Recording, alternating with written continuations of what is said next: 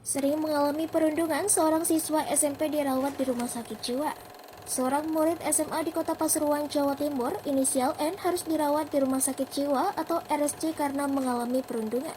Korban disebut dirundung oleh 15 orang sejak SMP. Ia kini menjalani perawatan di RSJ Dr. Regimen Widyo Diningrat, Lawang, Malang karena depresi berat.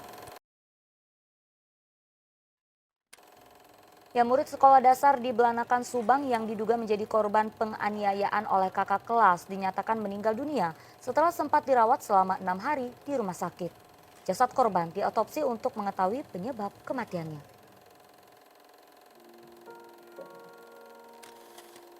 Sejak pertama kali masuk ke rumah sakit, AR tak sadarkan diri. Ia hanya terbaring karena mengalami pendarahan pada otak. Setelah 6 hari dirawat di ruang ICU RSUD Subang, AR mengembuskan nafas terakhirnya pada Senin sore. Sekitar pukul 16 lebih 10 menit, ia dinyatakan meninggal dunia oleh pihak rumah sakit. Tim dokter hanya bisa melakukan observasi tanpa adanya tindakan, karena tidak ada perubahan dari kondisi kesehatan AR. Info Ero gak sih bahwa perundungan itu masih menjadi salah satu masalah terbesar yang dihadapi banyak orang di seluruh dunia ini. Di sekolah, di rumah, maupun dunia maya. Dampak itu benar-benar nyata, Di Gresik, baru aja terjadi kasus perundungan. Ironisnya, pelaku dari kasus perundungan tersebut ialah seorang remaja wanita. Dan konon katanya, otak dari pelaku tersebut belum diketahui atau masih menjadi buron. Lah ya, mereka ini masih di bawah umur loh. Dan sebenarnya masih banyak kasus-kasus perundungan di tempat lain. Tapi, apa sih perundungan itu? Nanti, takutnya salah pengertian nih.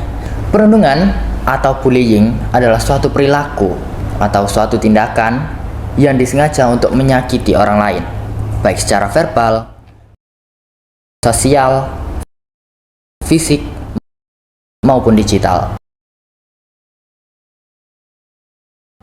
Contohnya ialah mengejek, mengancam, dan juga menyebarkan berita hoax di media sosial. Perilaku ini sering terjadi berulang dan meninggalkan luka yang mendalam bagi korban. Lalu, apa sih yang menyebabkan seseorang melakukan perundungan? Ada beberapa alasan utama yang menyebabkan seseorang melakukan perundungan. Pertama, ialah superioritas atau rasa ingin berkuasa. Yang kedua, kurangnya empati akibat pengaruh lingkungan keluarga. Yang ketiga, ialah tekanan dari teman sebaya atau budaya negatif dari media sosial. Nah, penyebab ini menunjukkan bahwa perundungan seringkali merupakan hasil dari lingkungan yang tidak sehat. Dampak perundungan tidak bisa diremehkan, Bisa jadi secara emosional, korban merasa rendah diri, cemas, bahkan depresi. Atau secara sosial, mereka sering untuk menarik diri dari pergaulan. Serta secara fisik, stres berkepanjangan juga berdampak buruk pada kesehatan mereka. Tak hanya korban, pelaku perundungan pun juga menghadapi konsekuensi sosial dan hukum yang serius. Apakah tindakan bullying bisa dipidana? Nah, iya pelaku bullying bisa dipidanakan, baik yang dilakukan kepada orang dewasa maupun kepada anak-anak. Nah, khusus yang dilakukan kepada anak-anak, pasal bullying mengacu pada Undang-Undang Nomor 35 Tahun 2014. Dalam pasal 76C Undang-Undang Nomor 35 Tahun 2014 dijelaskan bahwa setiap orang dilarang untuk menempatkan, membiarkan, melakukan, menyuruh melakukan, atau ikut serta melakukan kekerasan terhadap anak. Pasal bullying ini juga teratur dalam Undang-Undang tentang Perlindungan Anak. Dalam pasal 80 disebutkan ancaman pidana bagi pelaku bullying sesuai dengan pasal 27C, yaitu penjara paling lama 3 tahun 6 bulan dan atau denda paling banyak 72 juta rupiah.